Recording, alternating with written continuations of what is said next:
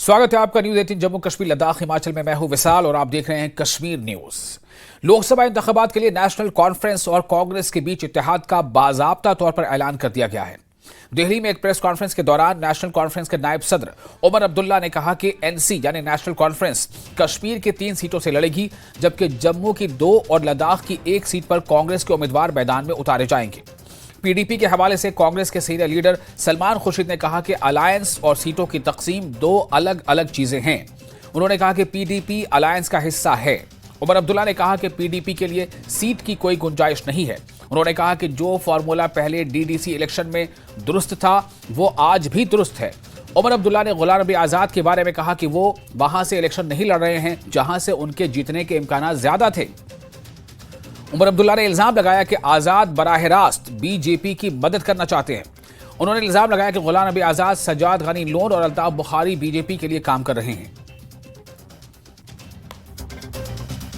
जब हुए थे जम्मू कश्मीर में, उस वक्त यह तय हुआ था कि 2014 के जो असेंबली के नतीजे हैं उनमें जहां पीडीपी को वो कॉन्स्टिट्यूएंसी मिली वहां पे उन्होंने उम्मीदवार अपने उठाए।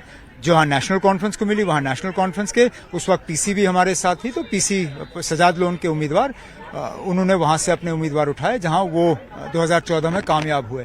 अगर 2014 का फॉर्मूला डीडीसी के लिए सही रहा तो फिर 2019 का फॉर्मूला पार्लियामेंट के लिए सही था। हमने बिल्कुल वही फॉर्मूला इख्तियार किया, लेकिन कांग्रेस पीडीपी को ये बात ठीक लगी नहीं। उन्होंने अपने उम्मीदवार मैदान में उतारे, इस बात के बावजूद कि हमने कांग्रेस को अश्योर किया था कि अगर आने वाले चुनाव में वो नेशनल कॉन्फ्रेंस और कांग्रेस इंडिया अलायंस की मदद करती हैं तो हम असेंबली में जो है सीट शेयरिंग के लिए उनसे बातचीत शुरू कर लेंगे, लेकिन बात बनी नहीं। पिछले दिनों तकरीर और इंटरव्यू के दौरान आज़ाद साहब ने निशाना किसको बनाया? क्या बीजेपी को बनाया? आज़ाद साहब का सीधा सीधा एक ही टारगेट था, doctor Farooq Abdullah, national conference. अब जब वो डॉक्टर फारूक अब्दुल्ला साहब और नेशनल कॉन्फ्रेंस को निशाना बना रहे हैं तो जाहिर सी बात है वो किसके फील्ड पे खेल रहे हैं? बीजेपी की फील्ड पे खेल रहे हैं। मैंने एक भी तकरीर में उन्हें बीजेपी की मुखालफत करते हुए नहीं सुना। हालांकि हम जानते हैं कि मुल्क में मुसलमानों की हाल क्या है, हम जानते हैं कि बीजेपी ने जम्मू कश्मीर के साथ क्या किया। अगर आज़ाद साहब वाकई इन चीज़ों से परेशान होते वो सीधा सीधा बीजेपी को निशाना बनाते। मैंने मुस्लिम लीग का मैनिफेस्टो पढ़ा नहीं है, ना मुझे मुस्लिम लीग के मैनिफेस्टो को पढ़ने का ज़रा सा भी शौक़ है। मैं हैरान इस बात से हूँ कि बीजेपी में कुछ लोगों को इतनी फुर्सत है कि वो अब मुस्लिम लीग का कोई 70-80 साल पुराना मैनिफेस्टो निकाल के जो है उसको पढ़ने का काम कर रहे हैं। मुल्क चलाएं बेहतर है, पुराने मैनिफेस्टो से क्या लेना देना। नहीं मिली इसलिए कि 3 सीटें पहले से नेशनल कॉन्फ्रेंस के पास थीं। अब या तो हम अपनी कोई सीट देते जहां से वो लड़ नहीं सकते, हम जम्मू की सीटें दे देते जहां से वो लड़ नहीं सकते, या फिर एनसी से अपना समझौता ना करते। तो इसमें विडंबनाएं थी, डिफिकल्ट था, कोशिश पूरी की गई। लेकिन जैसा मैंने कहा अलायंस बरकरार है, लेकिन सीट डिस्ट्रीब्यूशन में जो भी हमारी समस्याएं थी उनको हमको सामने रखकर फैसला करना पड़ा है। बिल्कुल है, हमेशा से हैं वो हैं, और उन्होंने बहुत अच्छे भाषण किए दिल्ली में भी, मुंबई में भी। वो अलायंस का हिस्सा तो है, इसमें दो राय नहीं है। उमर साहब कह रहे हैं वो जानते हैं वहाँ की वास्तविकता क्या है, मैं तो वहाँ नहीं था, मैं नहीं जानता हूँ। तो उमर साहब ने जो कहा है उस पर विचार करिए। 370 समाप्त कर दिया, फिर कह रहे हैं कि 370 सीटें आएंगी, ये कैसी बात है? ये कैसी बात है? उसमें कोई समझदारी की बात तो है नहीं। 370 समाप्त किया, 370 का भविष्य क्या है, इस पर किसके क्या विचार हैं, वो बातें सारी चुनाव में सबके सामने खुलकर आएंगी, देखिए क्या होता है। और सीनियर बीजेपी लीडर तरुण चुग ने कहा है कि लोगों ने पहले ही कश्मीर में अपोजिशन के अलायंस को मुस्तरद कर दिया था। उन्होंने कहा कि 2019 के बाद से ही वो लोग इत्तेहाद का खेल खेल रहे थे, मगर अब उनका नकाब उतर चुका है। जम्मू कश्मीर की जनता इस नापाक गठबंधन को पहले ही नकार चुकी है। परिवारवादियों का, कुंठित मानसिकता वालों का, जिन्होंने जम्मू कश्मीर को बर्बाद करने की दास्तां लिखी, वो लगातार 5 अगस्त 2019 के बाद गठबंधन का गुपकार गठबंधन बना के खेल खेल रहे थे। अब उनका पर्दा साफ हो चुका है। और पीडीपी सदर महबूबा मुफ्ती ने कहा है कि अनंतनाग राजौरी सीट को बहुत ज्यादा हाइप दी गई है क्योंकि कुछ लोग महबूबा मुफ्ती को पार्लियामेंट में नहीं देखना चाहते हैं। मुफ्ती ने कहा कि लोगों की आवाज को दबाने के लिए कुछ लोग महबूबा मुफ्ती की आवाज को कुचलना चाहते हैं। मुफ्ती ने इल्जाम लगाया कि जम्मू में एक कबायली लड़की के साथ छेड़छाड़ की गई और उन्हें उम्मीद है कि मुतासरा को इंसाफ मिलेगा। हल्के के लिए नामजदगी के बाद अपना पहला दौरा बिजबिहाड़ा किया। उन्होंने अपने वालिद मरहूम मुफ्ती मोहम्मद सईद की कब्र पर हाजिरी दी।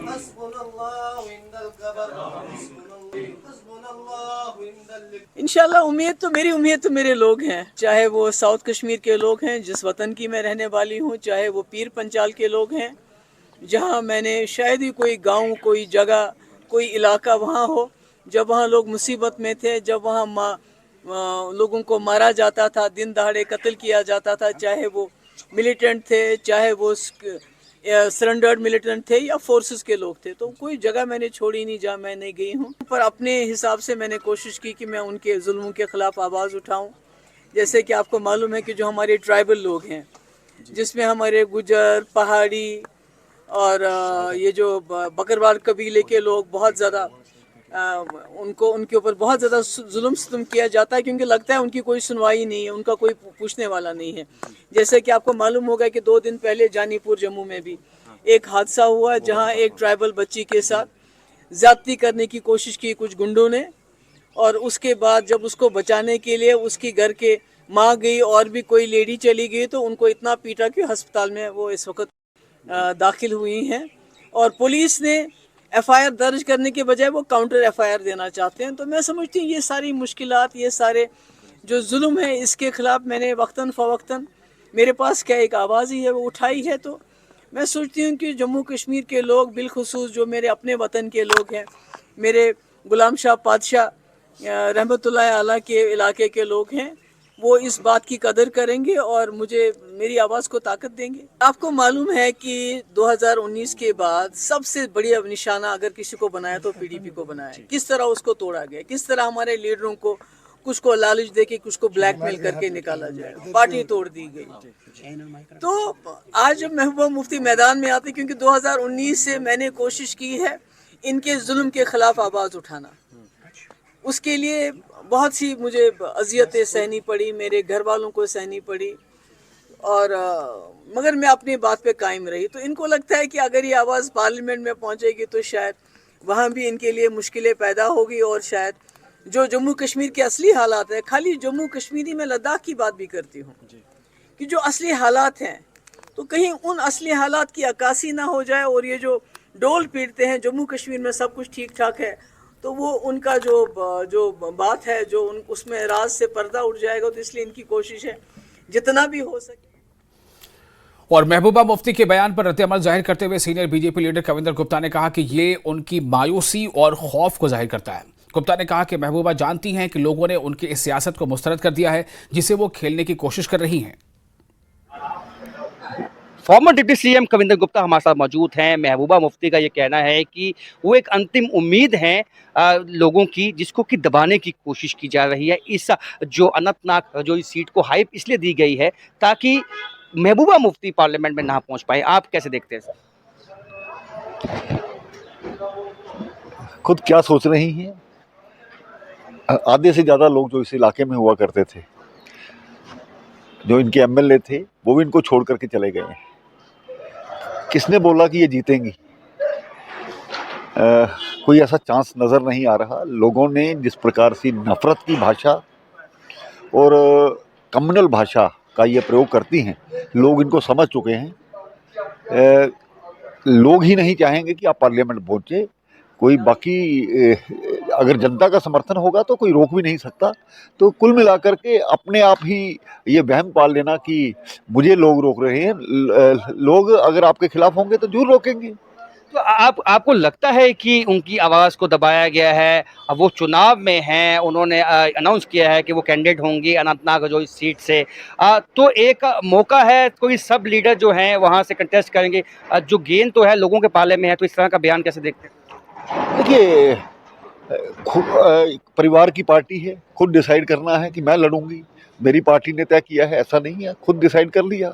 तो आपने माहौल देख के ही तय किया होगा। तो जब इस प्रकार का कोई व्यक्ति को फ्रस्ट्रेशन होती है, डर सताता है, तब इस प्रकार की बातें मुंह से निकल जाती हैं। तो ये कहीं ना कहीं फ्रस्ट्रेशन है, डर है महबूबा मुफ्ती का, जिसकी वजह से इस तरह के बयान वो दे रही हैं। कैमरामैन नारायण दत्त के साथ राजन वैद, न्यूज़ 18 जम्मू। DPAP के सरबराह गुलाम नबी आज़ाद ने कहा है कि हिंदुस्तान में बहुत सी ऐसी सीटें हैं जहां बड़े बड़े लीडर एक दूसरे के खिलाफ इलेक्शन लड़ रहे हैं। आजाद ने कहा कि वो उन्हें समझ में नहीं आता कि अनंतनाग सीट के लिए इतना हाइप क्यों बनाया गया। आजाद ने कहा कि उनकी पार्टी ने उनकी रजामंदी के बगैर उनके नाम का ऐलान कर दिया है और अभी तक वो इस नशिश पर तवज्जो नहीं दे रहे हैं, दूसरे कामों में मसरूफ हैं। उन्होंने कहा कि गुज़िश्ता 5 सालों में इन पार्लिमानी हलकों के मामलात बदल गए हैं। आजाद ने कहा कि जब तक फॉर्म नहीं भरा जाता और दस्तावेजात की जांच पड़ताल नहीं की जाती तब तक वो कुछ नहीं कह सकते। सर, ये सीट बहुत अहम बन चुकी है अपने आप में, क्योंकि समूचे देश में अगर देखा जाए 2 सीएम जो हैं आमने सामने होंगे। महबूबा मुफ्ती, आप भी फॉर्मर सीएम जो हैं वो रह चुके हैं, जम्मू कश्मीर के हालातों को अच्छे से समझते हैं। आप कैसे देखते हैं इस जो सबसे पहले मैं गलत फहमी निकालना चाहता हूँ। हिंदुस्तान में बहुत बड़ी बड़ी सीटें और बड़े बड़े स्टॉल सिलेक्शन लड़ रहे हैं। आप इतनी इम्पोर्टेंस इस जगह को क्यों दे रहे हैं? और मैं नहीं समझता है कि कोई इम्पोर्टेंस है। ये साधारण इलेक्शन है, कोई लड़ेगा। हमारी पार्टी ने भी हमारा अनाउंसमेंट किया है, हमसे उतनी पूरी कंसल्ट लिए बगैर कर दिया है। अभी हमने उस पर माइंड अप्लाई नहीं किया है क्योंकि अभी मैं दूसरी जगह ही कैंपेन करना हूँ। वो भी मुझे देखना है कि मैं कैंपेन से उससे बाकी जगह से फ्री हो जाता हूँ कि नहीं। दूसरा ये भी देखना है कि मेरी प्रायोरिटी असेंबली इलेक्शन रहे हैं, तो उसमें भी देखना है कि इलेक्शंस आगे हमें लोकसभा हमारी प्रायोरिटी होगी, विधानसभा उस पर बैठेंगे। ये चिनाब वैली का जो और उधमपुर कठुआ का इलेक्शन खत्म होगा उसके बाद इस पे विचार करेंगे। तो मैं नहीं समझता हूँ ये एक साधारण इलेक्शन हिंदुस्तान में। आपको किसने कहा इतने महबूबा मुफ्ती जो हैं उस सीट से जीत चुकी हैं, पहले भी 2 दफा सांसद बन चुकी। बहुत अच्छे। ये सीट से कोई आज तक नहीं जीता है। ये नई सीट बनी है, इसमें आधा कश्मीर है, इसमें आधा जम्मू है, लेकिन ये भी साधारण सीट है। इससे बड़ी बड़ी सीटें हिंदुस्तान में जहाँ प्राइम मिनिस्टर लड़ते हैं, जहाँ अमेठी है, रायबरेली है, वो इस तरह की बड़ी सीटें हैं जहाँ पीएम लड़ रहे हैं, होम मिनिस्टर लड़ रहे हैं, डिफेंस मिनिस्टर लड़ रहे हैं, कई चीफ मिनिस्टर लड़ रहे हैं। तो मैं, चूंकि आप यहाँ J&K के लगते हैं तो आपको लगता है यही सबसे बड़ी। आपके सामने मियां अल्ताफ है नेशनल कॉन्फ्रेंस के और पीडीपी की महबूबा, हमारी पार्टी के सामने। वो देखें कौन होगा फाइनल, जिसमें अभी तो किसी ने फार्म नहीं भरा। मैं समझता हूँ कि जब तक फार्म इंसान नहीं भरे और सिक्योरिटी नहीं होता है तब तक किसी पार्टी के कौन कैंडिडेट होगा इसके बारे में नहीं है। आपने कहा पहली दफा ये जोई और अनंतनाग सीट आधा जम्मू और आधा कश्मीर है, और इसके साथ आपको लगता है कि इसके इश्यूज भी चेंज हो चुके हैं? इश्यूज तो जम्मू कश्मीर में सारे ही चेंज हो चुके हैं पिछले 5 सालों में। एक इशू नहीं है, सब बदल गए हैं। और मैं समझता हूं कि जब तक फार्म नहीं भरते हैं और सिक्योरिटी में सब कैंडिडेट क्लियर नहीं होते तो मैं नहीं समझता हूं कि किस पार्टी का कौन कैंडिडेट है। सबसे बड़ा इशू क्या लगता है सर आपको? बहुत सारे इशू, एक नहीं है, दर्जनों। और बीजेपी कश्मीर में तीनों हलकों से अपने उम्मीदवारों के नामों का ऐलान बहुत जल्द करेगी। अनंतनाग राजौरी सीट एक हाई प्रोफाइल सीट है और इस सीट पर मुकाबला बहुत दिलचस्प है। इन बातों का इजहार बीजेपी जम्मू कश्मीर के तर्जुमान अल्ताफ ठाकुर ने किया है। उन्होंने कहा कि कुछ इलाकाई पार्टियों की तरफ से एक प्रोपेगेंडा फैलाया जा रहा है कि बीजेपी कश्मीर में अपने उम्मीदवार खड़े नहीं करेगी। ठाकुर ने कहा कि इसमें कोई हकीकत नहीं है। बीजेपी जीतने के मकसद से कश्मीर की तीनों सीटों पर अपने उम्मीदवार खड़े करने जा रही है, वो भी बहुत जल्द। ने भी अपने कैंडिडेट, उनका अनाउंसमेंट हो गया है, एनसी के भी कैंडिडेट आ गए हैं, तो बीजेपी के कैंडिडेट कब आएंगे? भारतीय जनता पार्टी के जो कैंडिडेट है वो पार्लियामेंट्री बोर्ड अनाउंस करता है और पूरे देश में आपने देखा कि 543 से ज़्यादा कैंडिडेट्स अनाउंस कर रहे हैं और भारतीय जनता पार्टी ने फेज वाइज ही कैंडिडेट अनाउंस किए हैं। फर्स्ट फेज, सेकंड फेज तो ऑलरेडी हो चुका है। अब जो थर्ड फेज में राजौरी, अनंतनाग और उसके बाद श्रीनगर और उसके बारामूला सीट में शार्ट टाइम वो भी अनाउंस हो जाएंगे। अब जो यहाँ मुख्तलिफ जो समाजी लेवल पे, सोसाइटी में या पॉलिटिकल लेवल जो ऐसा कुछ प्रोपेगेंडा कर रही है कि भारतीय जनता पार्टी कैंडिडेट नहीं उठाएंगी, इसमें कोई सच्चाई नहीं है, कोई सदाकत नहीं है। भारतीय जनता पार्टी तीनों सीटों पे अपनी कैंडिडेट उठाएगी और तीनों सीटों पे जो चुनौती आजकल बन गई है, जिस तरह से बहुत दिलचस्प मुकाबला हर सीट पे और हाई प्रोफाइल सीट जैसे अनंतनाग राजौरी भी हो गई है, अब नॉर्थ कश्मीर की भी होगी और श्रीनगर में भी अभी देखते हैं अनाउंसमेंट कैसी होगी। इन हाई प्रोफाइल सीटों पे भारतीय जनता पार्टी का जो मुकाबला होगा वो सख्त नहीं, दिलचस्प होगा, लेकिन भारतीय जनता पार्टी तीनों सीटों में जीतेगी।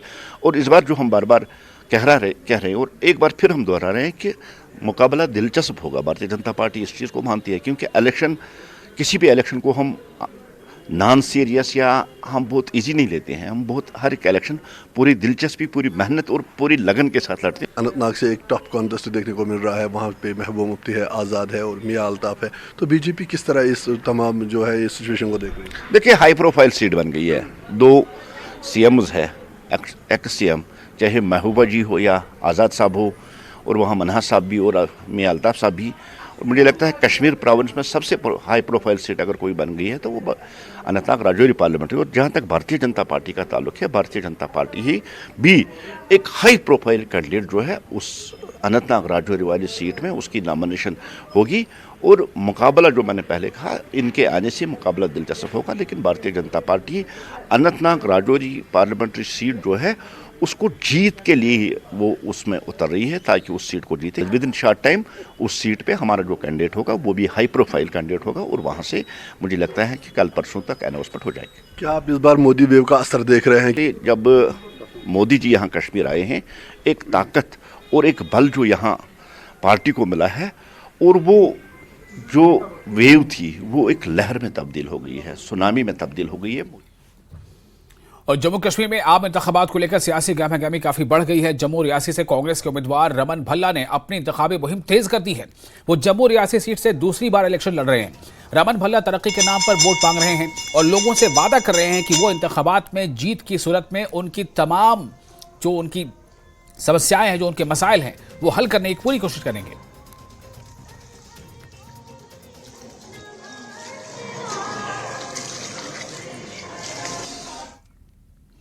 और मरकजी वजीर और उधमपुर से बीजेपी के उम्मीदवार डॉक्टर जितेंद्र सिंह ने कांग्रेस पर सख्त हमला किया है। उन्होंने कहा कि वो किसी भी चीज से पहले आर्टिकल 370 पर अपना मौका वाज़ेह करें। उन्होंने इस बात पर जोर दिया कि चूंकि इनके इत्तेहादी PDP और नेशनल कॉन्फ्रेंस आर्टिकल 370 को हटाने की मुखालफत करते हैं, इसलिए कांग्रेस को अपना मौक़िफ़ वाज़ेह करना चाहिए। लाल सिंह का जिक्र किए बगैर उन्होंने कहा कि सिंह को शायद याद न हो कि उन्होंने कब और कितनी बार पार्टियां बदली हैं। सिंह ने कहा कि उनकी खामोशी को कमजोरी से ताबीर करने से एहतियात बरतें। डॉक्टर सिंह ने उधमपुर कंबल डंगा इलाके में एक जलसे से खिताब किया कि जो कांग्रेस के उम्मीदवार और उनके दूसरे लोगों के बीच में जाकर के उनको गुमराह करने का प्रयास कर रहे हैं, पहले ये तो बताएं कि इनका अपना मौकिफ क्या है, इनका अपना स्टैंड क्या है। उदाहरण के तौर पर मोदी जी ने 370 अनुच्छेद को हटाया, जो जवाहरलाल नेहरू कह गए थे कि ये अस्थाई है, लेकिन कांग्रेस उसको हटा ना सकी, उतनी हिम्मत, उतनी जुर्रत, उतना साहस ना कर सकी, मोदी जी ने हटाया। अब ये बताएं कांग्रेस के कैंडिडेट और उनके सहयोगी कि क्या ये अगर कभी खुदा ना खास्ता ये फिर से इक़्तिदार में आए, जो मुमकिन नहीं है, तो क्या ये 370 को हटाएंगे? ये 370 के पक्ष में है कि नहीं? क्योंकि इनका साथ दे रही है PDP, जो तो सरेआम कह रही है कि अगर हमारा बस चले तो हम 370 को पुनः लगाएंगे।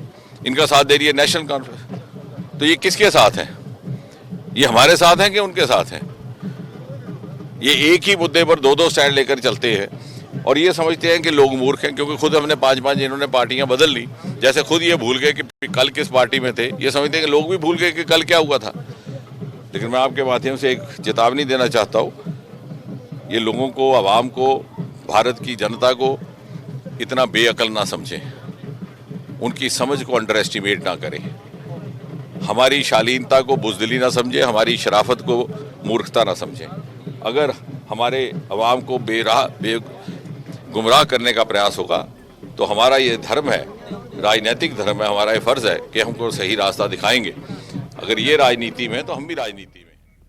और फिलहाल एक छोटे से ब्रेक ले रुकेंगे, ब्रेक के बाद खबरों का सिलसिला जारी रहेगा।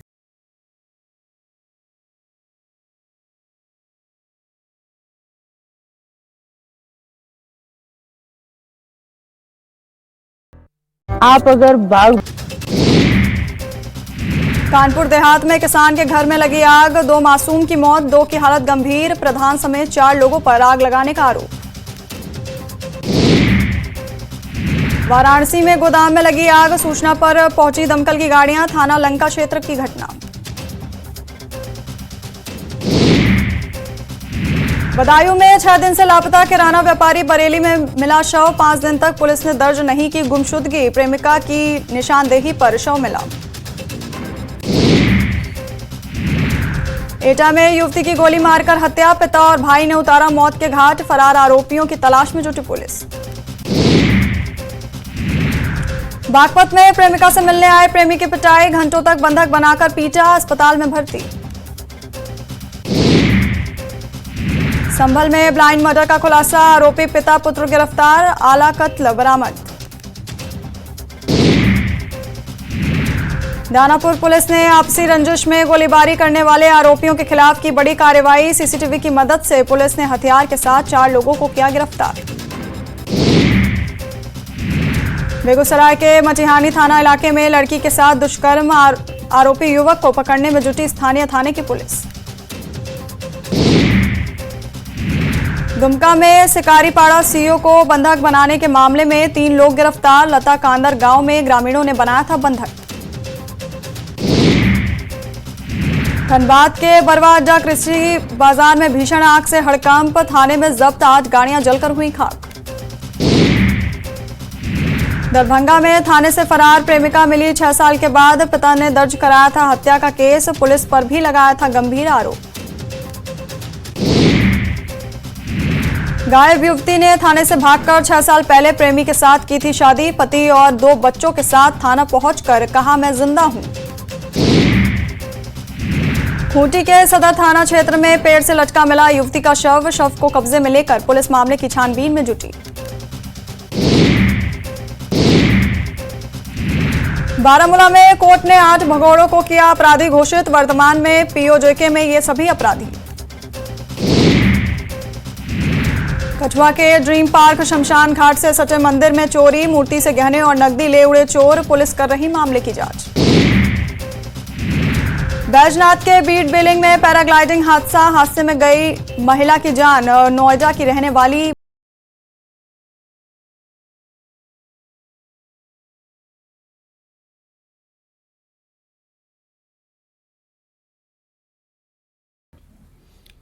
ब्रेक के बाद एक बार फिर आपका स्वागत है न्यूज़ 18 JKL पर। आप देख रहे हैं कश्मीर न्यूज़। एक बार फिर आपको बता दें कि अहम खबर, बारामूला पुलिस ने 3 बदमाशों पर पब्लिक सेफ्टी एक्ट के तहत मुकदमा दर्ज किया है। इन्हें डिस्ट्रिक्ट जेल अनंतनाग और कुपवाड़ा में बंद किया गया है। बारामूला पुलिस ने 3 अफराद बैसर मजीद मलिक साकिना श्रीवारपुरा पटन, अब्दुल अहद डार साकिना डार मोहल्ला पिल्हान और खुर्शीद अहमद वाजा साकिना तातरेपुरा पिल्हान के खिलाफ पब्लिक सेफ्टी एक्ट के तहत मुकदमा दर्ज किया है। मुकदमा दर्ज किए गए अफराद को हिरासत में लिया गया है और बाद में इन्हें डिस्ट्रिक्ट जेल कुपवाड़ा और अनंतनाग में रखा गया। पुलिस बयान के मुताबिक इन अफराद के खिलाफ कई मुकदमा दर्ज हैं और ये अमन कानून में खलल डालने और तोड़ फोड़ में मुलविस थे। बहुत सी एफआईआर में मुलविस होने के बावजूद उन्होंने अपने मुल्क दुश्मन और समाजी मुखालिफ सरगर्मियों को दुरुस्त रखा था और इन्होंने उसे बेहतर नहीं किया।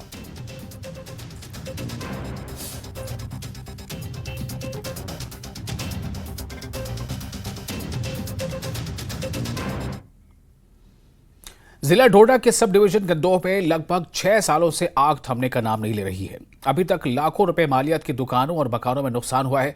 अभी तक कोई तहकीकात नहीं हुई है। भलीसा में वाक़ गवाड़ी मार्केट में आतिशज़दगी में हुए नुकसान पर मकामी लोगों ने बरहमी का इजहार करते हुए कहा कि 1.5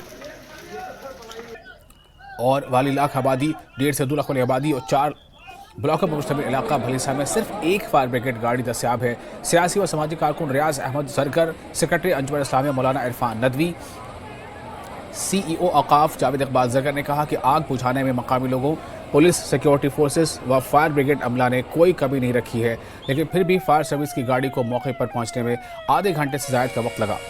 उन्होंने मुतासिर को हर मुमकिन वाली इमदाद की भी मांग की है।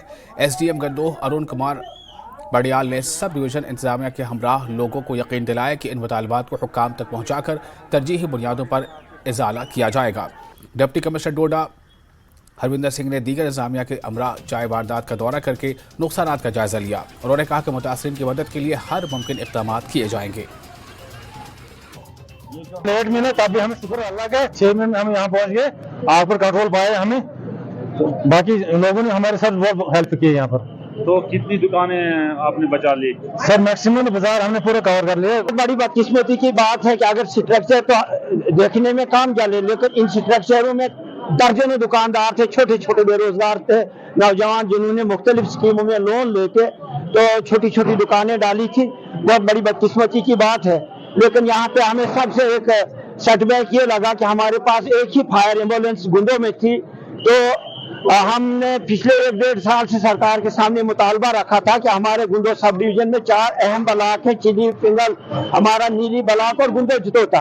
तो इन 4 ब्लॉकों में 4 में एक ही थी, और इसे एक ने आते आते जो काम किया, अगर वो एक नहीं आती तो यहाँ आपको कुछ नहीं दिखना था। अगर यहाँ पे फायर ब्रिगेड सर्विस होती तो शायद ये नुकसान होता नहीं। कई बार गुहार लगाई हमने इंतजामिया से, आज भी खैर आज आश्वासन दिया डिस्ट्रिक्ट डेवलपमेंट कमिश्नर साहब डोडा में भी, एसडीएम साहब गुंडे जो मौके पे पहुंचे, इनका एक गाड़ी थी गुंडे में, इनका सराहना एडमिनिस्ट्रेशन का रोल रहा, लेकिन एक गाड़ी क्या करती वो भी गुंडों से आने में अगर आधा घंटा यहाँ तक लगता है, आधे घंटे में आप कहाँ की कहाँ पहुंच जाती है। 6:30 बजे ये इन्फॉर्मेशन मिली थी कि ग्वारी मार्केट में जो है आग लगी, इसमें जो है police, fire service, locals, volunteers, जो भी शॉपकीपर एसोसिएशन, सब लोकल ने यहाँ पे हिम्मत दिखाई। 10 से 12 के करीब जो है दुकानों का जो है नुकसान हुआ है, बट जो है अभी फिलहाल उसमें एसरटेन कर रहे हैं हम सारा माली प्रॉपर्टी क्या है। ये अर्ली आवर्स में हुआ और fire tender, fire emergency department सब यहाँ पे आए। इसके अलावा हमारी सिविल एडमिनिस्ट्रेशन, पुलिस, आर्मी सब ने मिलजुल के किया। लोगों ने बहुत बढ़ चढ़ कर इसमें हाथ बटाया हमारा, और हम उस नुकसान को बहुत बड़े स्केल पे होने से कहीं किसी हद तक रोक पाए। बट अगेन जो 8 घरों का जो एक चूल्हा चलता था इन दुकानों से, वो शायद इस वजह से थोड़ा इफेक्ट होगा।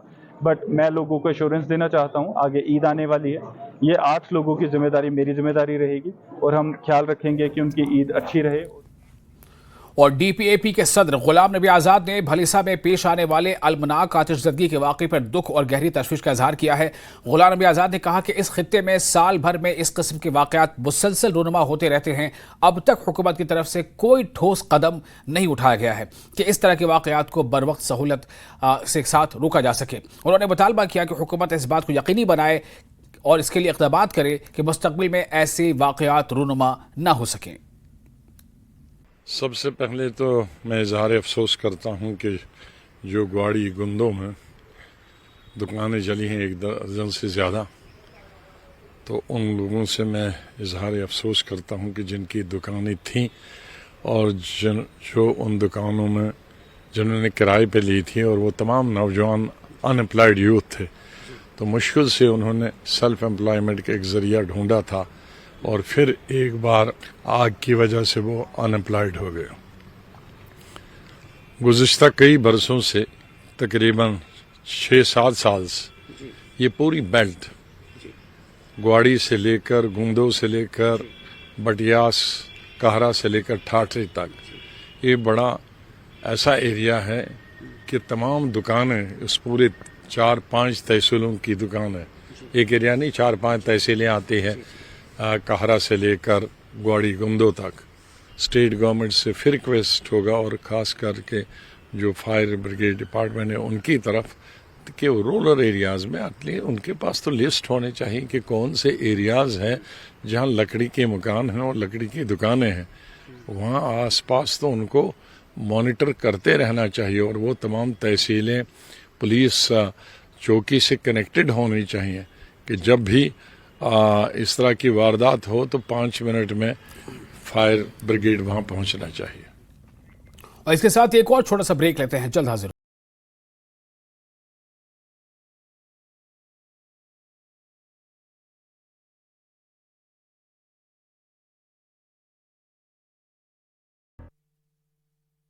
Goldy meet glider.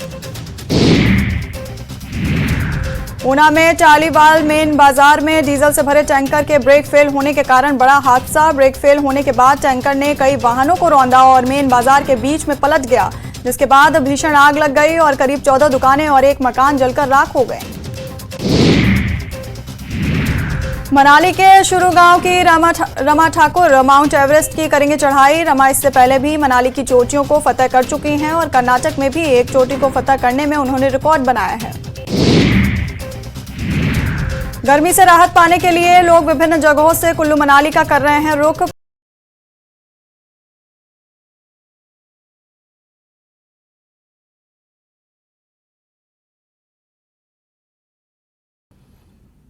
ब्रेक के बाद एक बार फिर आपका स्वागत है न्यूज 18 के लिए। इस पर आप देख रहे हैं Kashmir news. Youth all India Kashmiri समाज ने जम्मू में एक रोजा मार्गदर्शन सम्मेलन का इनेकाद किया। कम्युनिटी के रहनुमाओं, दानिशवरों और सरकर्दा शहरियों ने शिरकत की। कम्युनिटी के रहनुमाओं ने कहा कि अब वक्त आ गया है कि हुकूमत वादी में कम्युनिटी की बाज़ाबातकारी की एक जामे पॉलिसी लेकर आए। तंजीम के सदर RK भट्ट ने कहा कि चूंकि पार्लिमानी इंतखाबात करीब हैं, सियासी जमातों को अपने इंतखाबी मंशूर में कश्मीर के मंदिरों और श्राइन्स की बहाली, तहफ़्फ़ुज़ और बाज़ाबातकारी का जिक्र करना चाहिए। उन्होंने कहा कि कश्मीरी पंडितों के लिए मखसूस 2 असेंबली नशिस्तों के लिए कम्युनिटी के अंदर इलेक्शन होना चाहिए। ये जो कन्वेंशन है, इसका मकसद क्या है, इसका मफहूम क्या है? देखिए, आज जो यूथ ऑल इंडिया कश्मीरी समाज ने एक 1 डे का कन्वेंशन यहाँ पे इनवाइट किया, जिसमें कम्युनिटी के स्टालवार्ट्स, हर एक सेक्शन के लोग पार्टिसिपेट कर रहे हैं, चाहे वो सोशल लीडर है या पॉलिटिकल लीडर है। हम इनसे ये हिदायत जानना चाहते हैं कि 35 साल के बाद कश्मीरी पंडित प्रेजेंट पॉलिटिकल सिनेरियो में हमें वे अहेड क्या होना चाहिए। 2 चीजें होती है, एक कम्युनिटी का क्या रोल है आप अंदर की बात, और दूसरा सरकारों का क्या रोल है। जहां तक कम्युनिटी का रोल है, उसमें यही हम सबको हिदायत देते हैं कि हम पहली बार जो आने वाले असेंबली और पार्लियामेंट इलेक्शन, हम बढ़ चढ़ के इसमें हिस्सा लेंगे और मैक्सिमम पार्टिसिपेट करें कि हम भी अपना वोट डालें, ताकि हमारी भी एक कम्युनिटी का एक रोल जो है वो सबके सामने पता लगे। और उधर वजीर दाखिला अमित शाह की जम्मू कश्मीर के कश्मीरी पंडितों की तंजीमों से मुलाकात हुई है। मीटिंग में मंदिर और श्राइन बिल के हवाले से बहस हुई है। उन्होंने कहा कि मंदिरों की मरम्मत के लिए रियासती हुकूमत ने जो फंड बनाया है वो काबिल सताइश है। डिस्ट्रेस सेल पोर्ट एक अच्छा कदम है, लेकिन इसकी रफ्तार सुस्त होगी और जम्मू कश्मीर में PM पैकेज के तहत काम करने वाले कश्मीरी पंडितों के मसाइल भी उठाए गए हैं। वजीर दाखिला ने यकीन दिलाया है कि मॉडल ज़ाब्ते अखलाक के खात्मे के बाद तमाम मसाइल पर काम किया जाएगा।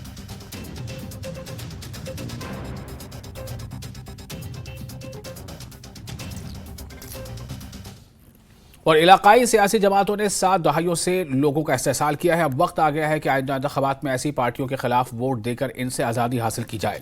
जम्मू कश्मीर यूनाइटेड मूवमेंट के सरबराह शेख अशफाक जब्बार ने इन बातों का इजहार किया। उन्होंने अपने सरकर्दा कारकुनों की एक मीटिंग मुनक़िद की। गांदरबल के रामपुरा तलामला में इस इजलास की सदारत पार्टी के सदर शेख अशफाक जब्बार ने की।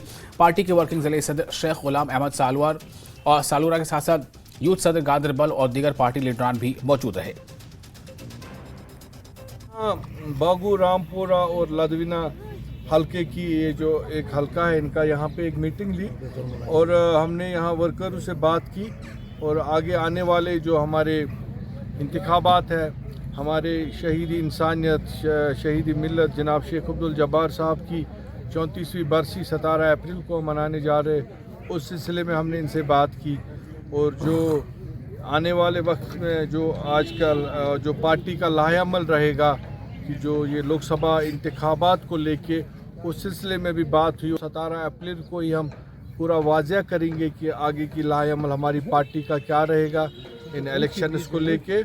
और हम हरगिज़ भी उन ताकतों को यहाँ आगे नहीं आने देंगे, चाहे हमें कोई कुर्बानी भी अगर देनी पड़े, क्योंकि जिन्होंने हमें 40, 50 साल, 70 साल इस कौम को दबाए रखा। यूपी के वजीर आला यानी कि CM आदित्यनाथ 10 अप्रैल को स्पोर्ट्स स्टेडियम कठुआ में उधमपुर लोकसभा सीट से BJP उम्मीदवार डॉक्टर जितेंद्र सिंह की हिमायत में एक इंतखाबी रैली से खिताब करेंगे। इसकी तैयारियां जोर शोर से हैं। जम्मू कश्मीर BJP के सदर रविंदर रैना ने तैयारियों का जायजा लिया। रविंदर रैना ने कहा कि कांग्रेस ने 70 साल तक मुल्क को लूटा है, लेकिन अब अवाम उनसे आज़ादी चाहते हैं। पूरे देश के साथ साथ जम्मू कश्मीर में भी लोकसभा चुनावों में जबरदस्त जोश, जुनून और उत्साह है। पूरा जम्मू कश्मीर भारतीय जनता पार्टी और प्रधानमंत्री मोदी जी के साथ कंधे से कंधा मिलाकर इस चुनावी अभियान में शामिल है। उत्तर प्रदेश के मुख्यमंत्री श्रीमान योगी आदित्यनाथ जी यहाँ कठुआ में 10 अप्रैल को एक भव्य चुनावी रैली को संबोधित करेंगे। श्री योगी जी की इस रैली में, जो कि कठुआ के ऐतिहासिक इस मैदान में होने वाली है। कांग्रेस, एनसी और पीडीपी ने जम्मू कश्मीर के अवाम को गुमराह किया है। पीडीपी और नेशनल कॉन्फ्रेंस ने कश्मीर में कब्रिस्तान आबाद किए। मोदी हुकूमत में कश्मीर तरक्की की राह पर गामजन है। इन बातों का इजहार बीजेपी जिला सदर कुपवाड़ा जावेद कुरैशी ने वर्करों से खिताब करते हुए किया। तो यहाँ की पॉलिटिकल पार्टियों ने, खासकर नेशनल, पीडीपी, कांग्रेस ने जो पर्दा डाला था, उस पर्दे को अगर किसी ने हटाया वो वजीर आजम हिंद नरेंद्र मोदी जी है। यहाँ मरगुजारों को आबाद किया जाता था, ये यहाँ की नेशनल कॉन्फ्रेंस की देन है, पीडीपी की देन है। अगर यहाँ पे आतंकवाद को बढ़ाया गया तो यहाँ की पॉलिटिकल पार्टियों ने बढ़ाया। अगर सईद सलाउद्दीन को सईद सलाउद्दीन बनाया गया तो यहाँ की नेशनल कॉन्फ्रेंस ने बनाया, क्योंकि इन्होंने इलेक्शन में चोरियां की। इन्होंने अपने इख्तिदार के लिए यहाँ पूरे जम्मू कश्मीर के अवाम को जहन्नम में डाला। और ड्रग माफिया के खिलाफ अपने मुसलसल मुहिम के सिलसिले में पुलिस ने रेशम घर कॉलोनी जम्मू में एक घर पर छापा मारकर एक खातून समेत 4 अफराद को गिरफ्तार किया है। छापा 1 घंटे से ज्यादा वक्त तक जारी रहा। पुलिस ने मंशियात भी बरामद की हैं। पुलिस जम्मू से मंशियात की लानत को मुकम्मल तौर पर खत्म करने के लिए अवाम का ताउन चाहती है। इस वक्त बड़ी कार्रवाई जो है रेशमगढ़ कॉलोनी में की गई है और कुछ दिन पहले यहाँ पे लोगों की मांग भी थी कि इस इलाके में कुछ ऐसे तत्व हैं जो कि नशा फैला रहे हैं। हमारे साथ पुलिस ऑफिसर हैं। सर, जो यहाँ पे कार्रवाई की गई है, कितने लोग अरेस्ट किए गए हैं और क्या कुछ मिला? ये ऑलरेडी एफआईआर लगा हुआ है जिसमें 4 लोग अरेस्ट हैं। कुछ जो पहले 3 लोग अरेस्ट थे उन्होंने कहा कि हम चिट्टा जो है इस लेडी से लेते हैं। ये लेडी अरेस्ट हो चुकी है।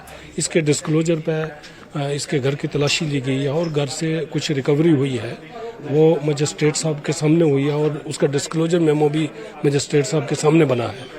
तो फर्दर जो होगी इन्वेस्टिगेशन वो आपके साथ शेयर की जाएगी। सर, 14 हॉटस्पॉट यहाँ पे हैं जम्मू में जो बताया गया, और उन हॉटस्पॉट में किस तरह की कार्रवाई रहेगी और आप जो है इस तरह की रेड्स जो है ये कंटिन्यूस रहेंगी? रेड्स बिल्कुल कंटिन्यू रहेंगी। जहाँ जहाँ भी जब कोई बंदा हमें पकड़ा जाएगा, वो पेडलर होगा तो उसके घर पे रेड की जाएगी। वो तो उसके डिस्क्लोजर पे पता चलेगा कि वो क्या बोलता है कि उसने घर में कुछ रखा हुआ है या जहाँ पे भी रखा हुआ है वहाँ पर रेड की जाएगी।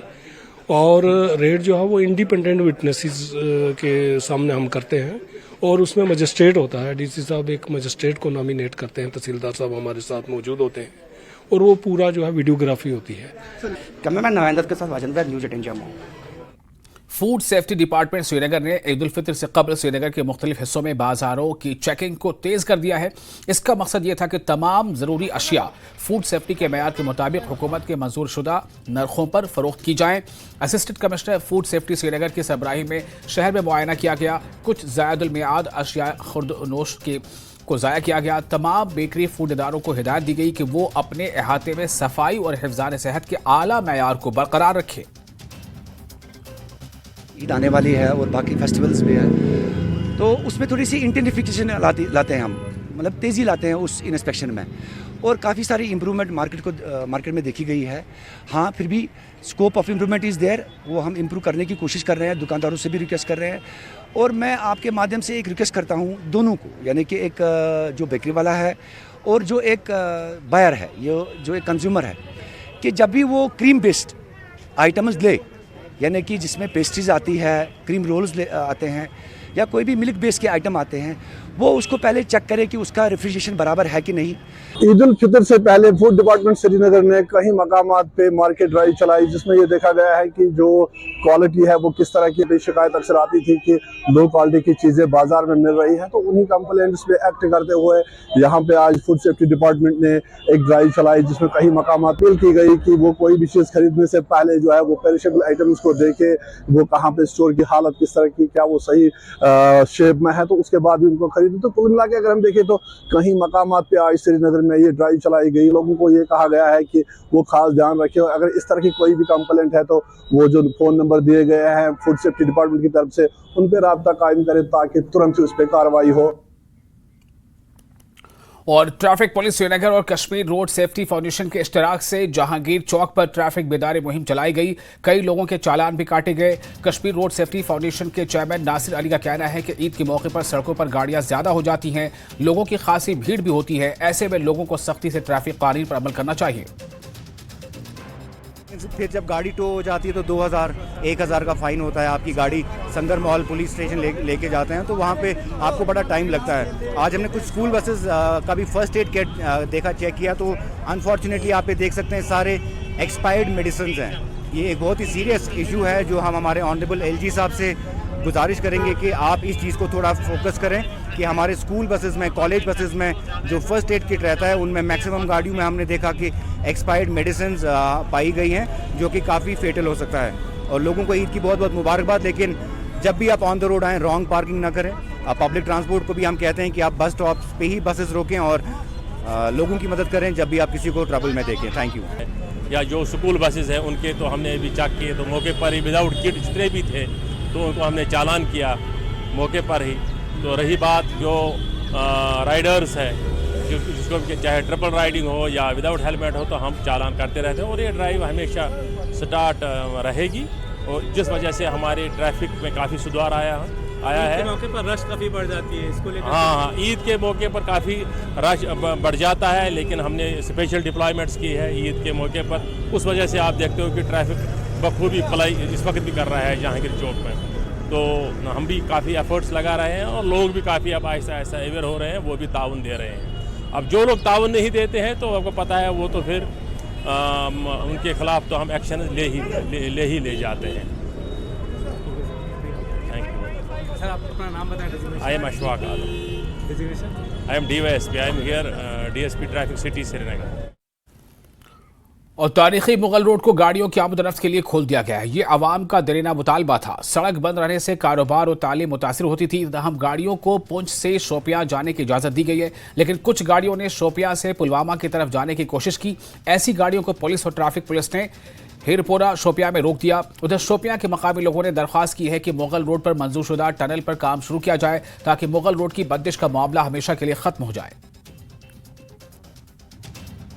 बहुत ही मसरत का इजहार करते हैं एडमिनिस्ट्रेशन की तरफ से। मुगल रोड खोला गया तकरीबन 3 माह के बाद खोला गया तो अच्छा एक आइंदा कदम है। हम ये सोच रहे हैं कि हमें यहाँ से छोड़ें तो जल्दी जल्दी हम घर अपने पहुँचें क्योंकि सुबह से खड़े हैं यहाँ पे। अभी जम्मू से जाएंगे तो 2 दिन फिर से लग जाएंगे, ईद पे घर नहीं पहुँच पाएंगे। इसलिए रिक्वेस्ट है कि हमें यहाँ से छोड़ा जाए तो हम अपने अपने घरों को जाएँ। काफ़ी पब्लिक यहाँ पे है। और पुंछ जिले को कश्मीर से मिलाने वाली तारीखी मुगल रोड को एकतरफा ट्रैफिक के लिए खोलने के बाद पहले दिन जिला पुंछ से सैकड़ों गाड़ियां कश्मीर की तरफ रवाना की गई। कल कश्मीर की तरफ से गाड़ियां रवाना की जाएंगी। शदीद बर्फबारी के बायस पुंछ जिले को कश्मीर से मिलाने वाली तारीखी मुगल रोड मुकम्मल तौर पर बंद हो गई थी। बर्फ हटाने के बाद मुगल रोड को हर किस्म की गाड़ियों के लिए खोल दिया गया है। मुगल रोड हमारी इस बार तकरीबन 26 जनवरी को ट्रैफिक मूवमेंट के लिए बंद कर दी थी क्योंकि मौसम काफ़ी ख़राब था। और आज तकरीबन 3 महीने बंद रहने के बाद डिस्ट्रिक्ट एडमिनिस्ट्रेशन ने ट्रैफिक को दोबारा बहाल कर दिया है। तो स्टार्टिंग में हमारी जो ट्रैफिक है इसमें 1 वे रहेगी जब तक ये रोड डबल ट्रैफिक के लिए बाहर ठीक नहीं रहती क्योंकि हमारे टॉप एरिया में काफ़ी हैवी अवलांचेस हैं जिसकी हाइट तकरीबन 20 से 25 फुट हाइट है। उसको हम अभी इसको रिमूव भी नहीं कर सकते। अगर इसको रिमूव करेंगे तो काफ़ी टाइम चाहिए। फिर भी हमारी जो 2 गाड़ियाँ छोटी हैं आराम से। और जम्मू श्रीनगर कौमी शाहराह को बहाल कर दिया गया है। जिला रामबन के खूनी नाला इलाके में गुज़श्ता रात को हुई भारी लैंडस्लाइड के बाद शाहराह बंद हो गई थी। आज सुबह के वक्त बहाली का काम शुरू किए जाने के बाद लगभग 12 घंटों के बाद शाहराह को जुज़वी तौर से बहाल कर दिया गया। पहले तरजीही बुनियादों पर दरमानदा मुसाफिर मालबरदार गाड़ियों को चलने की इजाज़त दी गई। उसके बाद जम्मू श्रीनगर से भी मुसाफिर गाड़ियों को रवाना किया गया। ट्रैफिक पुलिस के मुताबिक कौमी शाहराह पर खूनी नाले के मकाम पर अभी तक सड़क एक तरफा ट्रैफिक के लिए ही बहाल है। इसलिए सफर के दौरान ट्रैफिक कानून की पासदारी करते हुए ओवरटेक न करें। आवाम से गुजारिश की गई है कि शाहराह पर सफर करने से पहले ट्रैफिक कंट्रोल यूनिट से राब्ता जरूर कर लें।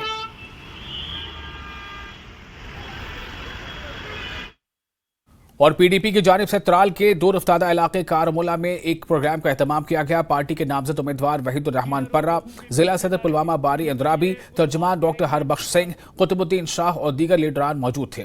पर्रा ने बताया कि सिर्फ पीडीपी ही वो पार्टी है जो अवामी मुजाफात के लिए यानी अवाम के फायदे के लिए लड़ना चाहती है। उन्होंने बताया कि नेशनल कॉन्फ्रेंस ने पीडीपी को लोकसभा के इंतखाबात में सीट शेयरिंग के हवाले से एतमाद में नहीं लिया, से फैसला लेने पर मजबूर हो गए। मुद्दा इस इलेक्शन में जो सबसे बड़ा है, अगर आप देखिए 5 अगस्त के बाद कोई तंजीम है जिसपे सबसे ज्यादा असर हुआ, सबसे ज्यादा प्रेशर हुआ, तोड़फोड़ हुई, वो पीडीपी हुई। तो हमारा गर्ज इस वक्त इस इलेक्शन प्रोसेस में है कि जमहूरियत में कम से कम हमारा एक कांटेक्ट बनता है लोगों के साथ, जो बंद था, वैक्यूम था यहाँ 5 साल में। आज हम आते हैं त्राल, इतना सबसे ज्यादा इन लोगों ने सहा है, तो यहाँ आने का गर्ज है कि थोड़ी कन्वर्सेशन हो, बातचीत हो, और जो यहाँ खामोशी है कश्मीर में उसको तोड़ा जाए, जो डर है लोगों में उसको तोड़ा जाए। तो हम कोशिश करते हैं लोगों से, बड़े बड़े मसले उभर के आए हैं, जैसे आपने गाश चराई का मसला, तो लोग बहुत परेशान हैं, उनके मकान प्रॉपर्टी टैक्स का बहुत बड़ा मसला है। तो ये जो रैमिफिकेशन है 5 अगस्त की, उसके बाद बिजली फीस का इतना बड़ा मसला बन रहा है। 5 अगस्त के बाद, एब्रोगेशन के बाद जो नए मसले यहाँ लोगों को दरपेश है, उसके बाद लोग इतना परेशान हो रहे हैं, तो काफी और कहीं बात नहीं कर पा रहे हैं, डर है, सहमे हुए हैं कि बात करेंगे शायद ले जाएंगे। मौलवी साहब बात नहीं करते, लीडर नहीं बात करते, मीडिया बात नहीं करता, हर जगह every space has been criminalised.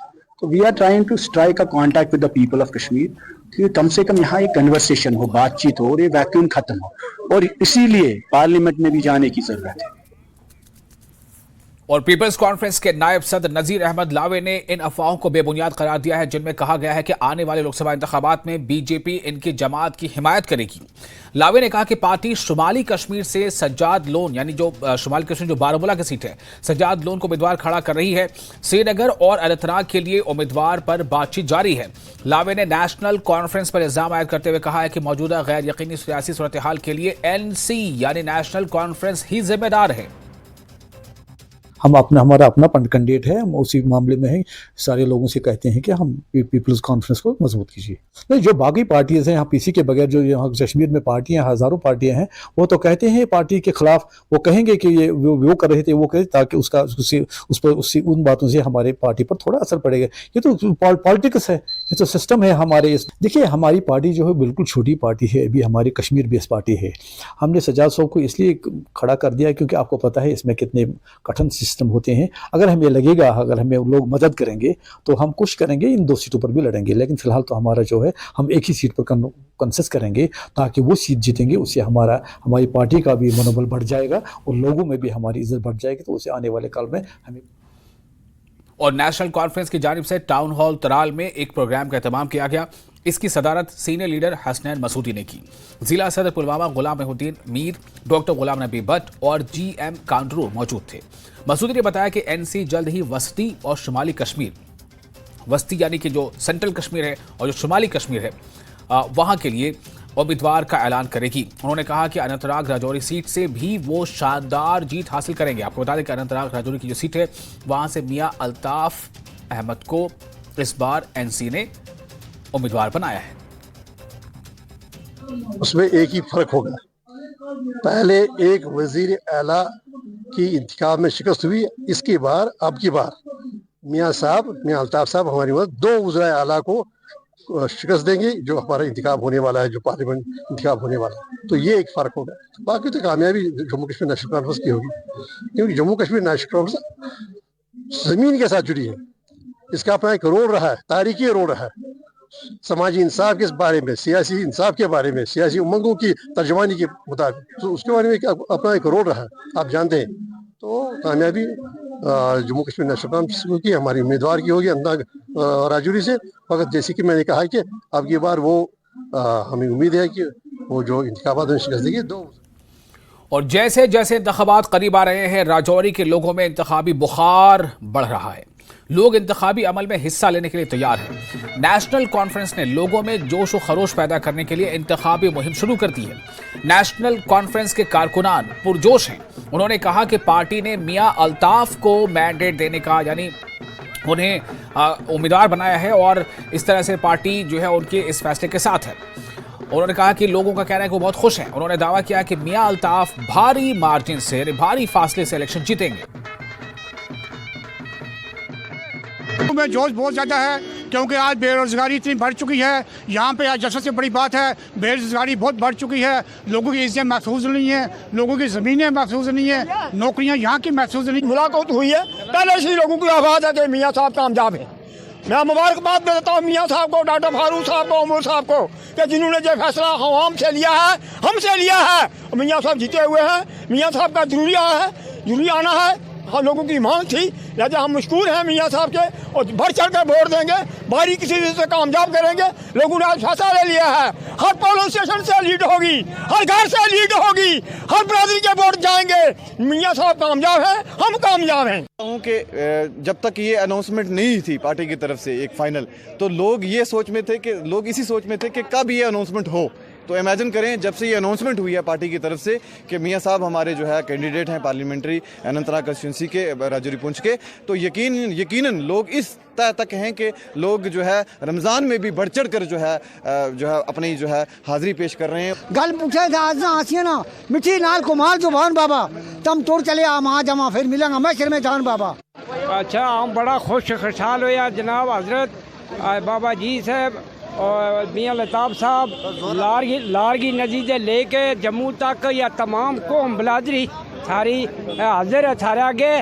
और बाबा जी अल्ताफ साहब और कश्मीरी माइग्रेंट्स और इलेक्शन कमीशन के दरमियान मीटिंग हुई। इलेक्शन कमीशन और कश्मीरी माइग्रेंट्स के दरमियान एम फॉर्म की पेचीदगी समेत कई मामलों पर इत्तेफाक राय हो गया है। इलेक्शन कमीशन वोटिंग टर्नआउट में कमी के हवाले से इक़दाम करेगा। एम फॉर्म भी निकाला जा सकता है। कश्मीरी पंडितों की प्रमुख ऑर्गेनाइजेशंस है जैसे ऑल इंडिया कश्मीरी समाज, जम्मू कश्मीर विचार मंच, PN Bhatt memorial trust Jammu से और बाकी जो हमारे social activist, prominent social activist है, इनका दल पिछली बार भी गया था, 1 अप्रैल को भी गया था। और आज इलेक्शन कमीशन ऑफ इंडिया ने फिर हमसे बातचीत करने के लिए कहा था। और आज बातचीत जो रही काफ़ी सकारात्मक रही, काफ़ी खुले तौर और मोटी मोटी बातें हो गई जिन पे आम सहमति इलेक्शन कमीशन ऑफ इंडिया ने की और चंद इकदामात इशू भी कर दिए कि ऐसे ऐसे इन चीज़ों पे प्रोसेस को स्ट्रीमलाइन करने की ज़रूरत है। और अभी प्रीमेच्योरली हम नहीं चाहते हैं कि यहाँ पर कैमरा के सामने कुछ ऐसी बातों का जिक्र हो जब तक लिखित में ना आ जाए। हाँ, लेकिन एक बात ज़रूर है कि हमें उम्मीद है कि जो पिछली बार हमने बातें की थी और जो बातें आज हुई उनमें काफ़ी समानता है। जो पिछली बार हमें आश्वासन दिया गया था और उस आश्वासन पे इलेक्शन कमीशन ऑफ इंडिया ने कुछ कार्रवाई भी की है। लेकिन एक सवाल ये है, जिस तरीके से आप लोग सवाल उठा रहे थे कि जो एम फॉर्म का इशू है या दूसरा जो प्रोसेस है जो वोट देने के लिए हर बार जब भी इलेक्शन होता है तब ये करना पड़ता है, इसमें डिस्क्रिमिनेशन है। क्या इलेक्शन कमीशन ऑफ इंडिया ने इस बात को समझा? क्या वो एग्री हुआ इसको लेकर? देखिए, इलेक्शन कमीशन ऑफ इंडिया ने काफ़ी एग्री किया और काफ़ी हद तक वो समझ भी गए, लेकिन इसमें इस प्रतिक्रिया में कुछ इश्यूज़ है, जैसे टेक्निकल इश्यूज़ है, जैसे एम फॉर्म अभी बहुत कुछ आए भी हैं और एम फॉर्म की प्रतिक्रिया अभी जारी भी है। तो ऐसे में एक बीच का रास्ता एम फॉर्म के लिए election of commission of India ने मान लिया है, जिसपे वो बातचीत करेंगे, एक बैठक बुलाएंगे अपनी। और जहां तक हमारा मानना है, कम से कम 80-90% इलेक्शन कमीशन ऑफ इंडिया ने इस चीज़ को मान लिया है कि इसको तब्दील करने की ज़रूरत है, इसको स्ट्रीमलाइन करने की ज़रूरत है। और इसके साथ ही कश्मीर न्यूज़ में फिलहाल इतना ही, लेकिन न्यूज़ 18J के लिस्ट पर लगातार बड़ी और अहम खबरों का सिलसिला जारी रहेगा।